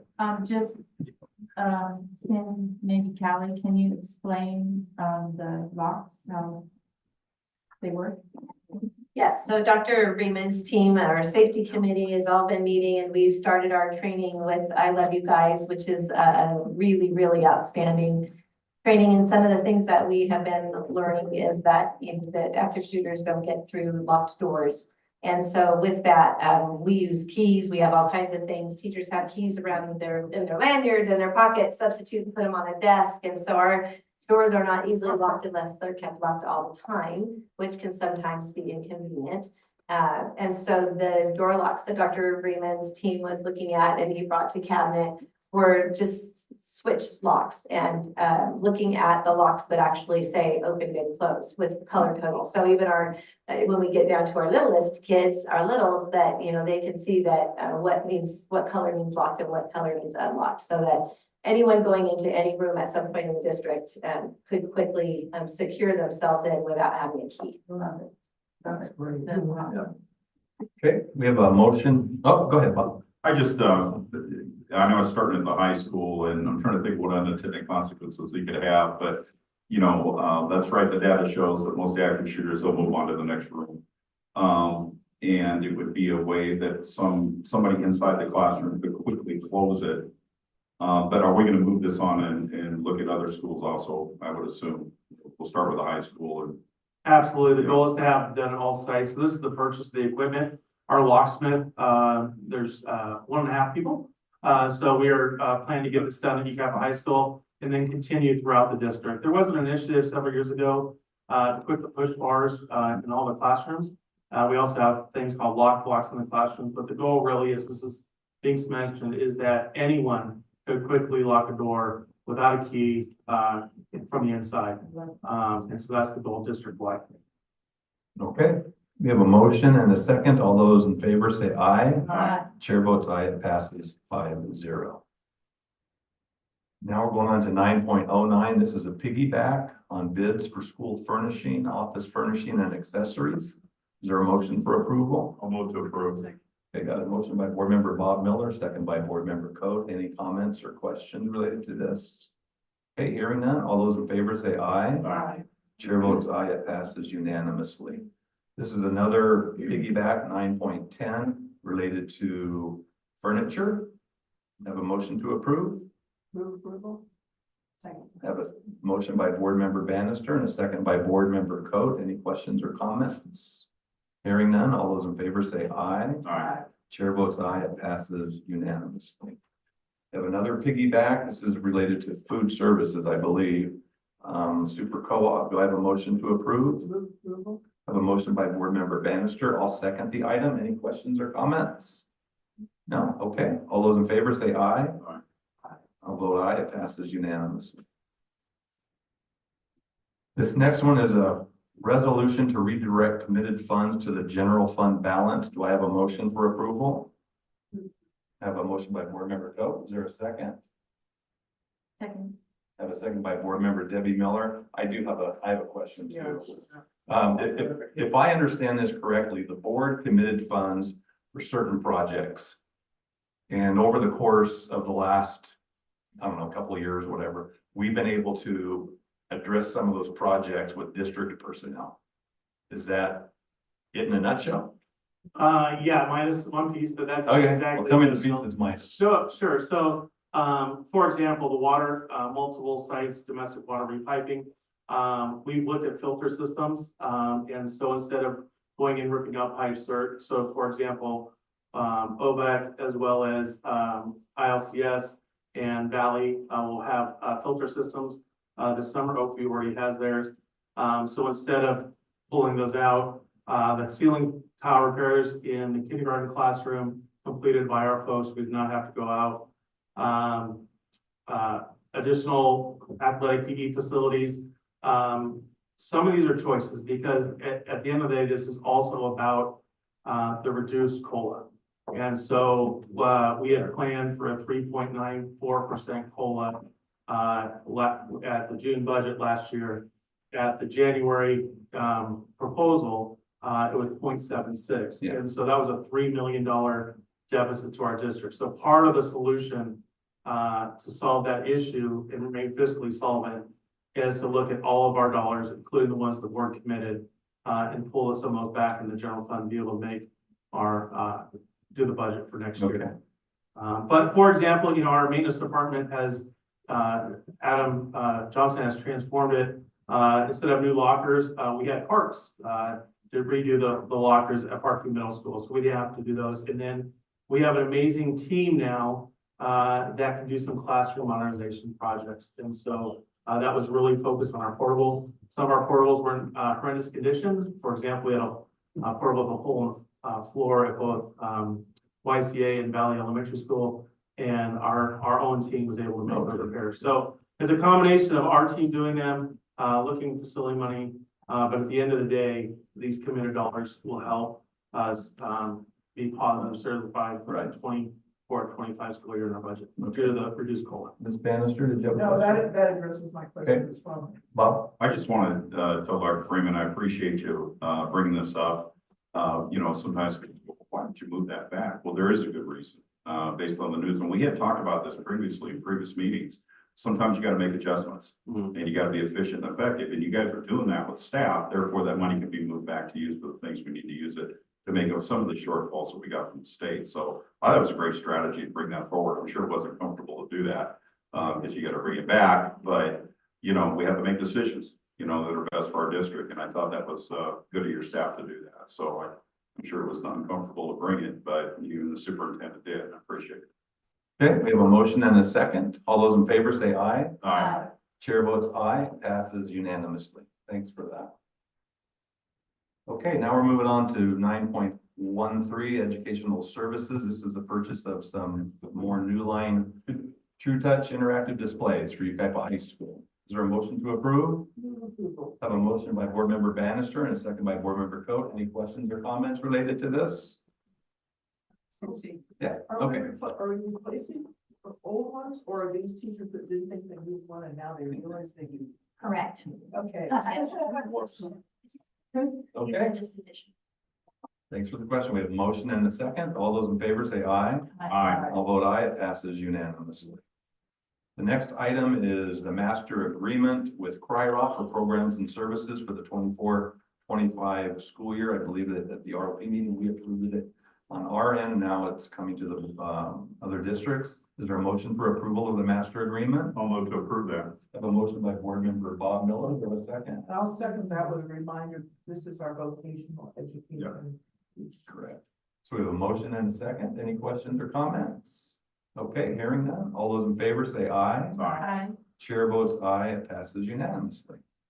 This next one is an agreement for services with Life by Design. Do I have a motion to approve?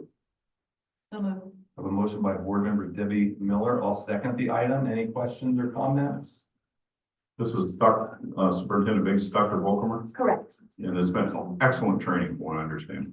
All of the reviews from classified and certificated and management have been extremely well, great, and nothing in suggestions except, you know, the room being cold or having different food for lunch. So it's been pretty amazing.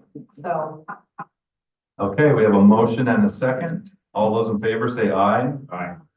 Chair votes aye. It passes unanimously. Now we're going on to a specific waiver request related to one of our students who's going to require some specialized services. Do I have a motion for approval? Move approval. A motion by board member Bannister, a second by board member Coate. Any questions or comments?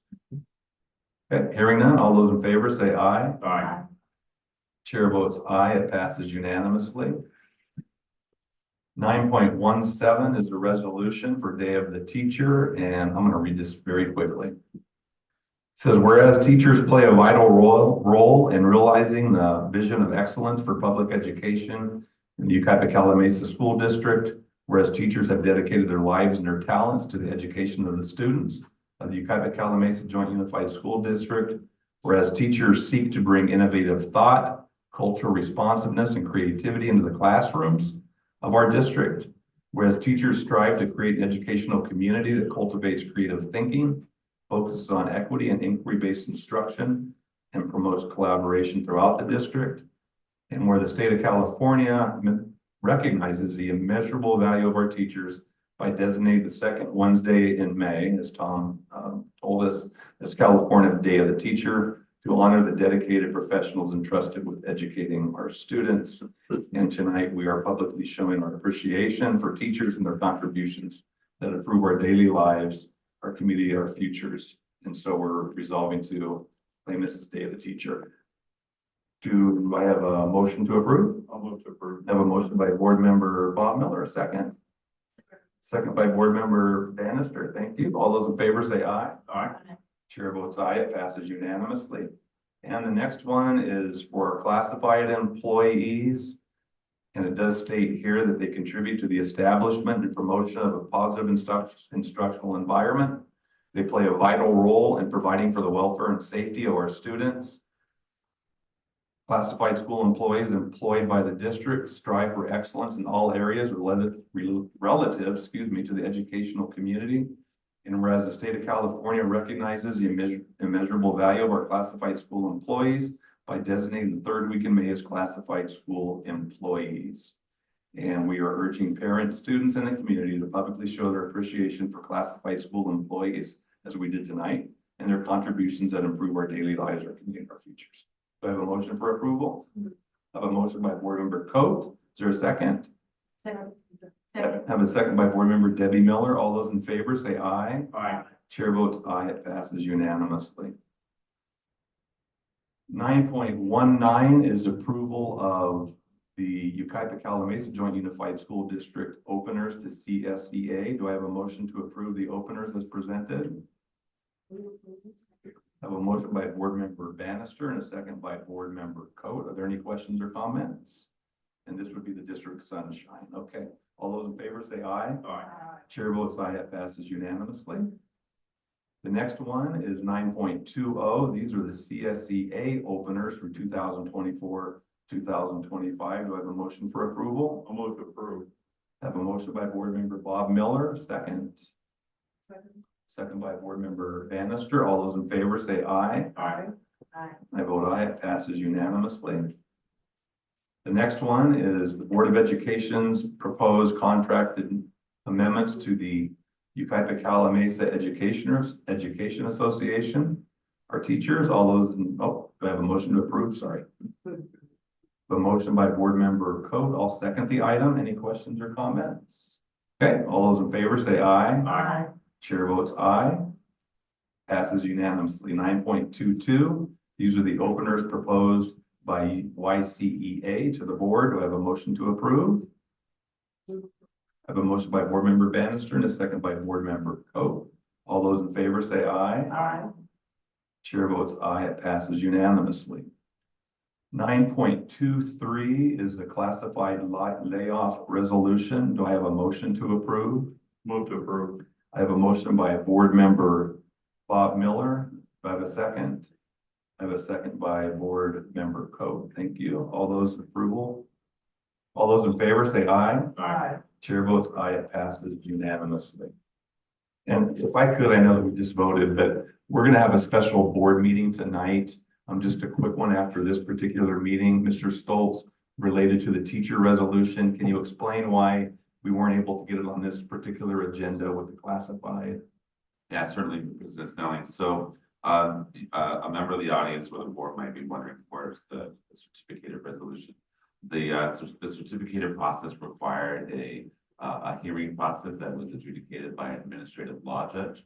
And that judge, in this case, had to issue her proposed decision before the board could take action on it. That proposed decision came in Wednesday morning yesterday. Okay. Did not meet the deadline for our posted agenda, but with the board's ability to schedule a special. Okay. All right. Okay. Thanks. Now we're going on to the consent calendar. Are there any items on the consent calendar that any board member would like considered separately? No, hearing none, I'll take a motion to approve the consent calendar as presented. Move to approve. I have a motion by Board Member Bob Miller. Is there a second? Second. Second by Board Member Debbie Miller. Thank you. All those in favor say aye. Aye. Chair votes aye. It passes unanimously. 1101, 2, 3, and 4. These are some proposed changes to policy. This is just information, correct? We're not voting on these now. Okay. Those will come back later.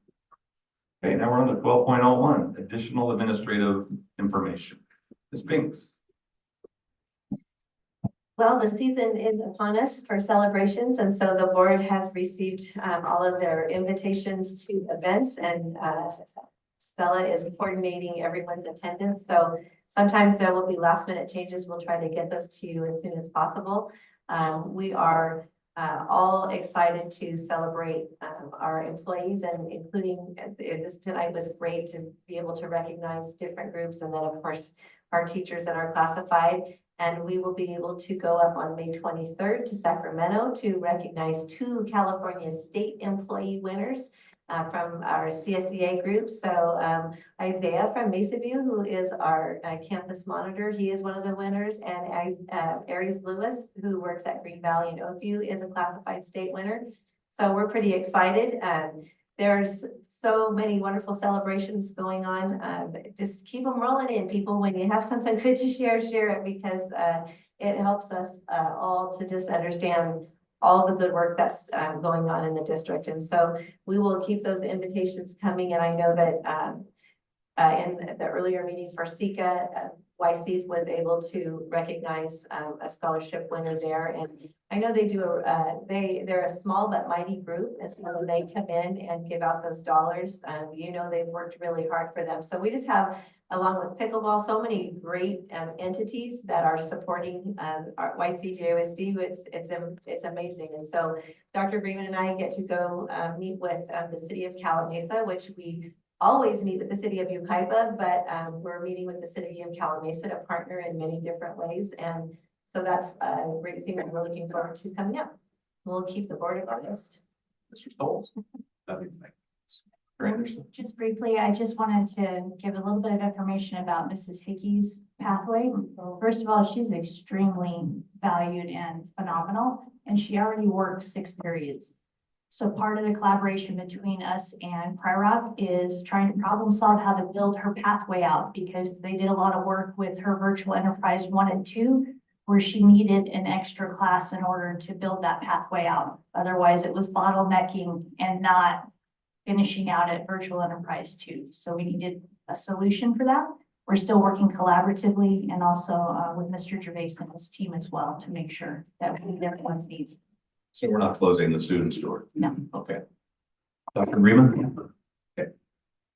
Go on board comments. Board member Coe? I'm just looking forward to seeing everyone out there, as we celebrate the end of close of the year. You guys are probably excited. I think we're 20 days this morning. For who's count, yeah. Teachers. Yeah. Okay. Sure. I want to say congratulations to Streisted on his appointment to the Valley. I want to say thank you to the Pickleball Association and to YC for their continued support, enthusiastic support. And yay for the solar project. I'm very excited about that. Looking forward to reports of how that goes. You get the final report in 2044. Debbie. Okay, today, just listening to all from 3:45 on, what a wonderful community we live in. Not just our school district, which is amazing, but just everybody in the community. The students that stepped up for that, fellow student. Retirees that I know, quite a few didn't want to retire. They love their job, but they also have to think about being with their family and having some years to enjoy retirement. To all the parents, it's especially of seniors, it's busy. There's a lot going on and a lot in their hearts because their babies are leaving, moving on. So there's a lot. I appreciate staff and admin. There's so much at the end of the year. I know it's exhausting. And that everybody's getting with that short timers. It's almost time. 20 days. And our community, our pickleball. Did you see how happy they all were just to be able to share with the students, all that. So like Tom mentioned in his earlier when he spoke, we're stronger together. And I just think we just have such great community and that's it. Okay. Well, thank you, President Stanley. Just a couple of highlights. You know, our motto is making a difference. And here's just a couple of things that I talked to a couple of friends this week, and they reminded me about some of our former students. We had a former YHS student that was a 2020 salutatorian, if I said it right, salutatorian. Am I saying that right, Jason? All right, salutatorian. Anna Saylor, she graduates from Yale on May 18th, and she has been accepted to Harvard Law School. So you can do anything from Yucaipa High School, no doubt.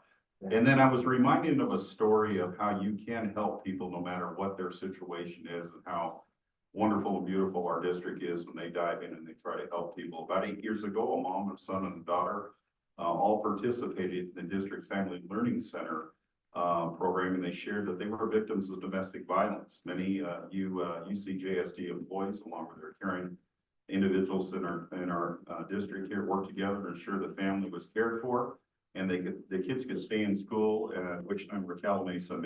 Both students graduated successfully from Yucaipa High School as part of their top 1% of their class.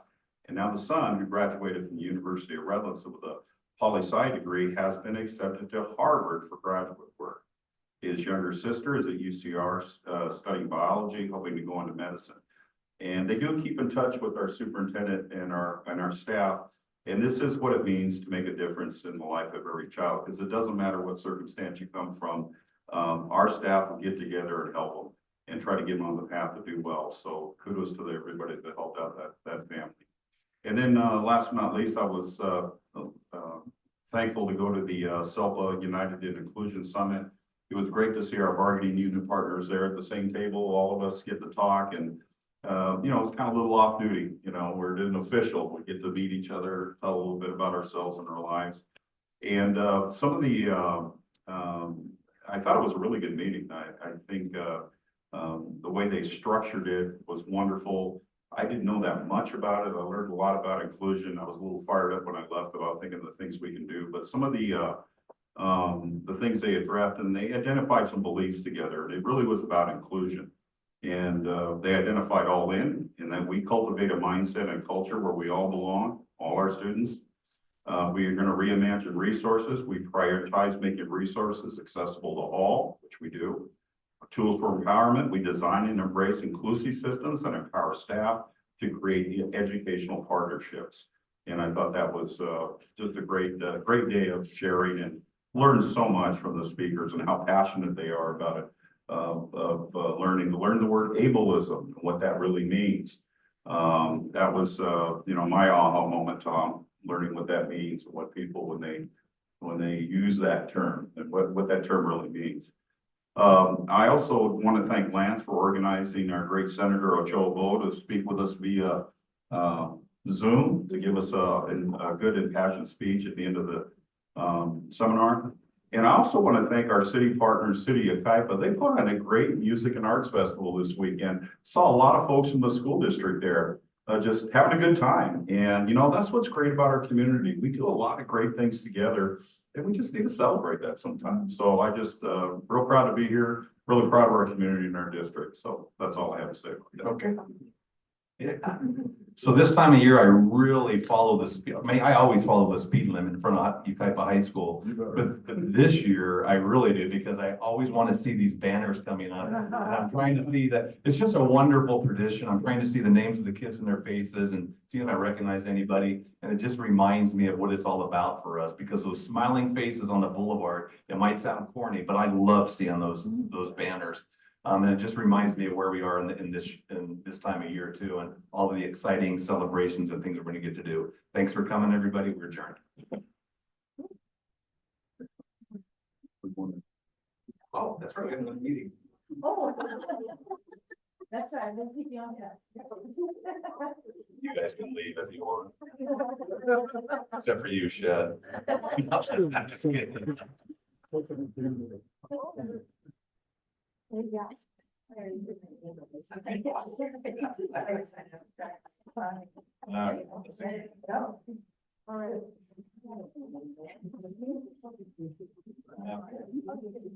call.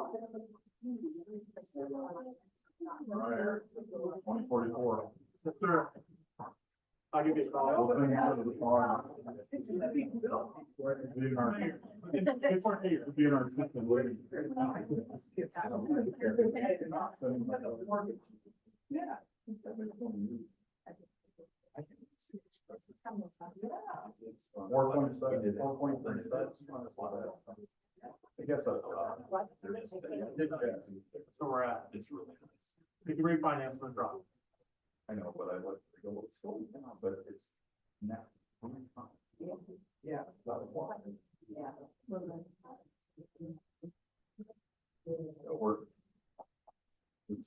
We're gonna call to order the special Board of Education meeting for the May 7th, 2024 Ukaipa Joint Unified School District.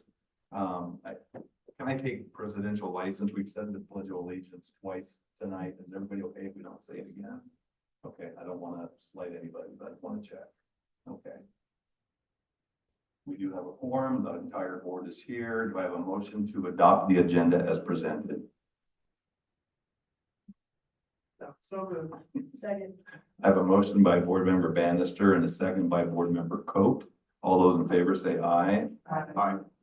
I don't see any public comment related to this particular item. And now we're moving on to Human Resources. This is a resolution terminating services of certificated employees as presented. Do I have a motion to approve? I have a motion by Board Member Bannister. Is there a second? Second. Second by Board Member Debbie Miller. Any questions or comments? Okay, hearing none. All those in favor say aye. Aye. Chair votes aye. It passes unanimously.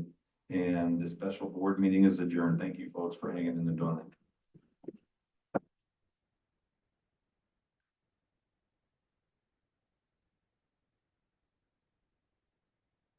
Thanks, you guys. Thank you, sir. Yeah. I